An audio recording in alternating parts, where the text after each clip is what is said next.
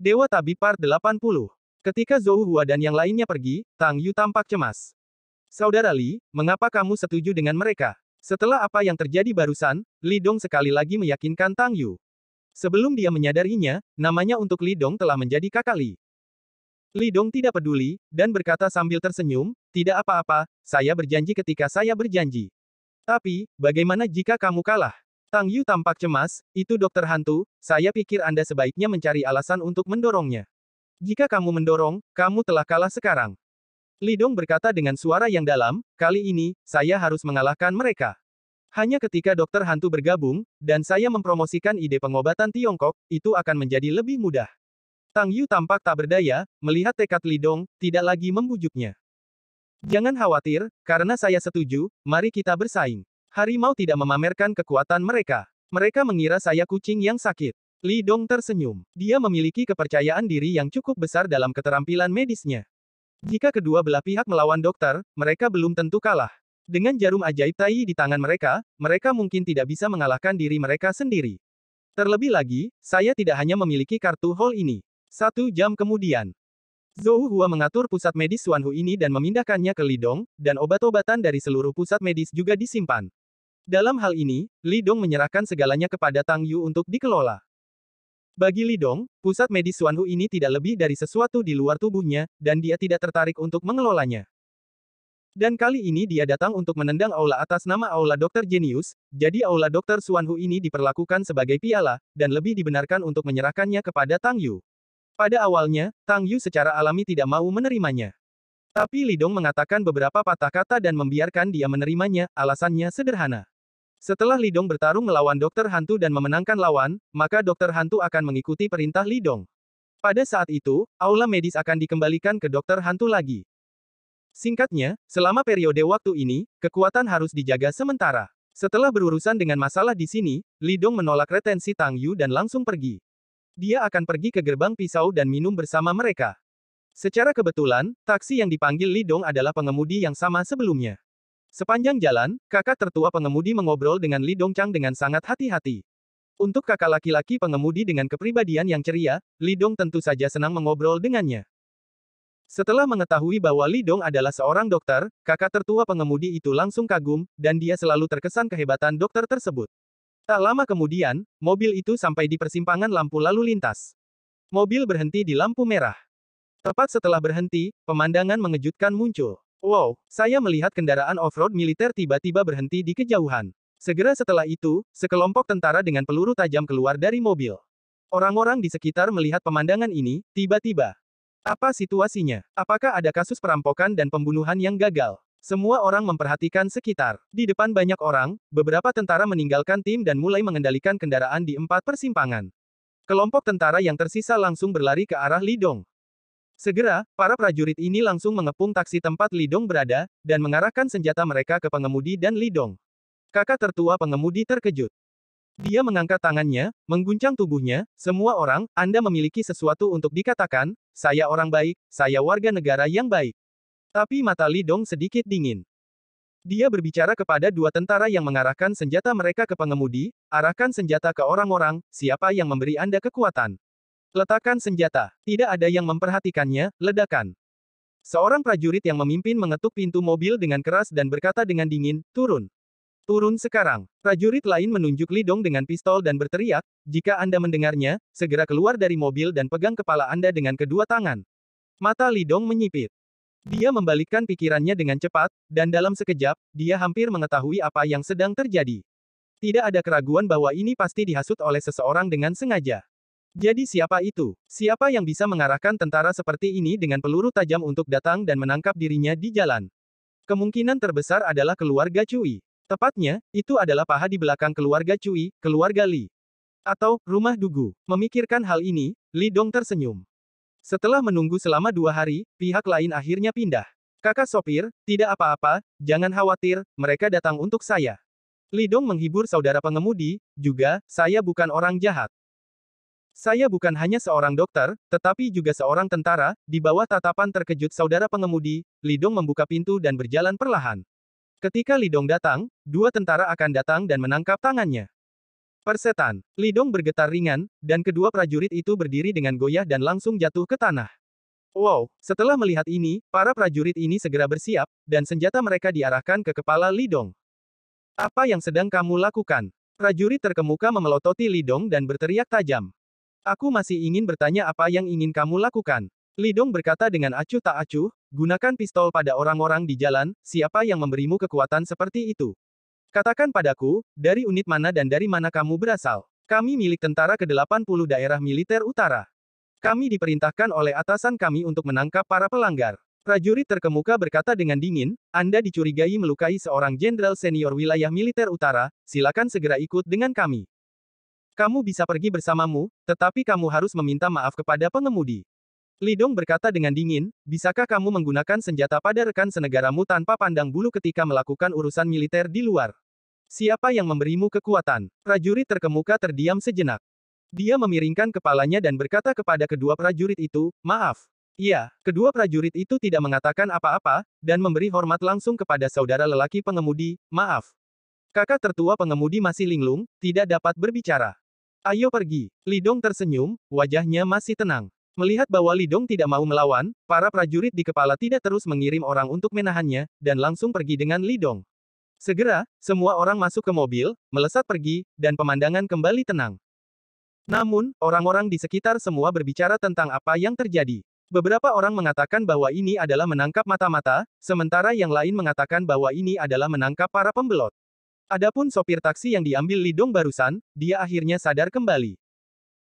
Dia melihat ke arah kendaraan off-road yang melaju kencang, dan bergumam, dia seharusnya orang baik, Li Dong, yang disebut orang baik oleh sopir taksi, sedang duduk di kendaraan off-road militer dengan tangan melingkari dadanya, matanya tertutup dan tenang. Penampilannya terlalu tenang, dia tidak bisa melihat kepanikan ditangkap. Prajurit yang dipimpin sedikit mengernyit. Tapi dia tidak bertanya apa-apa. Tugasnya sangat sederhana, itu membawa orang ini kembali. Adapun yang lain, bukan gilirannya untuk mengurusnya. Sekitar setengah jam kemudian, mobil melaju ke barak di distrik militer utara. Setelah turun dari mobil, tidak ada yang berkomunikasi dengan Li Dong, dan dia langsung dibawa ke ruang interogasi dan ditahan. Li Dong juga tidak peduli tentang ini. Dia duduk di kursi interogasi, memejamkan mata dan beristirahat. Karena pihak lain memintanya untuk membawanya ke sini di jalan, itu berarti orang di belakangnya yang ingin memindahkannya sangat tidak sabar, sehingga pihak lain tidak akan membiarkannya menunggu terlalu lama. Betulkah? Sekitar 10 menit atau lebih. Pintu ruang interogasi dibuka. Li Dong membuka matanya dan melihat. Beberapa tentara berseragam militer masuk. Orang pertama adalah seorang pria muda berusia sekitar 30 tahun dengan ekspresi arogan di wajahnya. Dengan senyum nakal di sudut mulutnya, matanya sangat dingin, menatap Li Dong seolah-olah dia melihat seekor domba menunggu untuk disembelih. Wow, dia datang, menarik kursi, dan duduk di seberang Li Dong. Beberapa tentara lain berdiri di samping dengan tangan di punggung, menunggu perintah.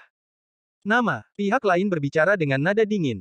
Li Dong hanya menatapnya tanpa menjawab. Nama, suara prajurit muda itu sedikit meninggi, menatap Li Dong dengan tegas. Li Dong juga menatapnya secara langsung, tetapi masih tidak berbicara. Aku menanyakan namamu. Prajurit itu marah dan menamparnya di atas meja. Kamu bilang kamu akan menginterogasiku. Li Dong bertanya sambil tersenyum, ledakan. Ketika prajurit muda itu mendengar ini, amarahnya kembali mendidih. Dia menepuk meja lagi, dan kali ini dia berdiri dengan tangan di atas meja, melihat ke bawah dan menatap Li Dong. Wah, jangan main-main, kamu akan menjawab apapun yang aku minta. Dia memelototi Li Dong dan menggeram, jangan membuat Lao Su cemas, kamu tidak memiliki buah yang baik. Namun, Li Dong masih memiliki senyum di wajahnya. Kenapa, kamu membuatku takut? Anda, prajurit muda itu menarik napas dalam-dalam, marah. Wah, tahukah kamu tempat apa ini? Saya menyarankan Anda untuk lebih jujur, jika tidak, Anda akan menderita kesulitan yang tidak dapat Anda tanggung. Dia mengancam dengan suara dingin. Li Dong menggelengkan kepalanya mendengarkan omong kosong bergizi semacam ini. Dia tidak punya pikiran untuk bermain dengan pria seperti ini, dan berkata dengan ringan, saya ingin menginterogasi saya dan membiarkan orang-orang di belakang Anda datang, Anda belum memenuhi syarat. Belum lagi prajurit ini, bahkan jika tingkat tertinggi distrik militer utara datang, kualifikasi untuk menginterogasi Li Dong, Dewa Perang Timur, tidak cukup. Anda tidak memenuhi syarat. Prajurit muda itu marah. Dia menatap Li Dong dan mencibir, kamu pikir kamu siapa? Tetap saja aku tidak memenuhi syarat, percaya atau tidak, aku membiarkanmu bertahan atau mati. Benarkah? Lalu kamu mencoba memindahkanku. Li Dong tersenyum dan berkata, ketika saya berada di daerah militer selatan, seorang pria bernama Yang Du biasa mengancam saya seperti ini, tetapi bagaimana nasibnya sekarang, Anda seharusnya sudah mendengarnya. Mendengar ini, prajurit muda itu sedikit terkejut, dan wajahnya berubah drastis. Yang Du, tentu saja dia tidak asing dengan nama ini. Di wilayah militer utara, hampir semua orang pernah mendengar nama Yang Du. Belum lagi dia mengalami kecelakaan di selatan, bahkan sebelum kecelakaan itu, Yang Du, sebagai anggota staf wilayah militer utara, sudah terkenal. Tapi akhir Yang Du saat ini tidak menyedihkan. Setelah pesta selatan, Yang Du menjadi sasaran peraturan ganda, dan sekarang dia berada di penjara, dan dia tidak memiliki masa depan sama sekali. Hanya bercanda, itu adalah tangan Zhao Bin, pemimpin tim khusus. Qin Jiansu diselamatkan karena Cui Jiqing melakukannya dengan jaminannya sendiri, dan Yang Du tidak seberuntung itu. Pada saat ini, mendengar kata-kata Li Dong, wajah prajurit muda itu berubah menjadi ungu dan putih, dan itu tidak pasti. Jika benar Yang Du akan berakhir seperti itu karena bakat ini, maka jika dia menginterogasi pihak lain secara paksa, apakah dia juga akan berakhir seperti itu? Untuk sementara, dia takut. Jaga dia baik-baik, dan aku akan datang segera setelah aku pergi. Prajurit muda itu berteriak dengan suara yang dalam, dan kemudian berjalan keluar. Tak lama kemudian, dia kembali lagi. Tapi kali ini bukan satu orang, tapi 3 orang lagi. Salah satunya adalah pria parubaya dengan tubuh gemuk. Dari pangkat militer di pundaknya, dapat dilihat bahwa ini adalah seorang kolonel besar. 2 lainnya, dengan buku catatan di tangan mereka, jelas merupakan bawahan kolonel. Saya Wu Kang, Direktur Divisi Pertama Komisi Inspeksi Disiplin Militer Wilayah Militer Utara. Kolonel itu duduk di seberang Li Dong dan menatap langsung ke Li Dong, orang-orangku berkata, kamu tidak bekerja sama dalam penyelidikan. Apa penyelidikannya? Kejahatan apa yang saya lakukan? Li Dong bertanya dengan tenang. Dicurigai melukai jenderal militer senior, apakah tuduhan ini cukup? Wu Kang berkata dengan sungguh-sungguh. Jenderal senior di ketentaraan. Siapa? Tanya Li Dong. Cui Jiqing, kata Wu Kang. Li Dong tersenyum sedikit, keabadian lama dari keluarga Cui. Dia benar-benar kembali ke tentara. Sejauh yang saya tahu, dia melakukan kesalahan besar pada awalnya, telah dikeluarkan dari militer, dan diperintahkan untuk tidak pernah dipekerjakan. Ini bukan sesuatu yang bisa kamu atur. Ini perintah dari atas. Wu Kang melambaikan tangannya dan menatap Li Dong. Sekarang aku bertanya padamu, apakah dia terluka parah olehmu? Ya, Li Dong mengangguk. Banyak orang telah melihat ini, dan Li Dong tidak berniat menyembunyikannya. Alasan mengapa dia tidak membunuh Cui Jiqing pada waktu itu adalah karena hari ini. Dia tahu bahwa orang-orang di belakang Cui Jiqing pasti tidak akan melepaskannya, dan pasti akan datang untuk menyusahkannya, dan inilah yang diatur oleh Li Dong. Kamu bisa mengakuinya. Wu Kang mengangguk, sekarang izinkan saya menjelaskan, pangkat apa yang Anda layani di wilayah militer selatan dan unit mana yang Anda layani. Wilayah militer selatan. Saya bukan seorang prajurit di daerah militer selatan. Li Dong tersenyum. Mendengar ini, Wu Kang mengerutkan kening. Karena informasi yang didapatnya adalah pria yang memukul Cui Jiqing dengan keras itu berasal dari daerah militer selatan.